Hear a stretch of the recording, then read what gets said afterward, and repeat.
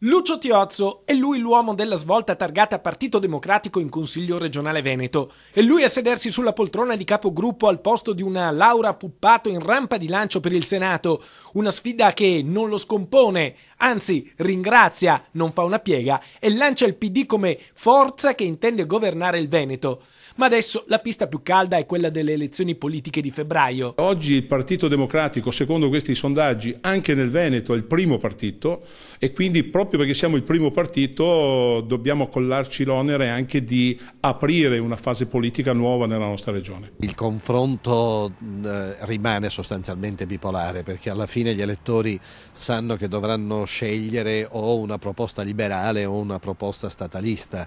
Alla fine i contendenti veri sono Bersani e Berlusconi. In un confronto a distanza tra Tiozzo e Sacconi, il candidato del PDL la mette sul bipolarismo a tutti i costi. Non c'è spazio per il centro di Monti, tutto si giocherà tra sinistra e destra. Da una parte la credibilità della nostra squadra e dall'altra credo gli errori commessi da questo centrodestra che perde, attenzione, è in vantaggio ma perde quasi metà sostanzialmente del proprio elettorato rispetto alle elezioni del 2010. In effetti il centrodestra deve recuperare i suoi elettori, ma invece di ricompattarsi, il PDL si spacca in tanti, troppi frammenti, da Mir a Fratelli d'Italia. Attenzione, alcune iniziative sono nate certo dal nostro seno, però quando si collocano sotto la guida di Berlusconi, alla fine sono riconducibili sempre alla stessa proposta politica. Quindi lei dice sono usciti dalla porta ma rientrano dalla finestra? Quando accettano la leadership di Berlusconi rimangono sempre in questo ambito.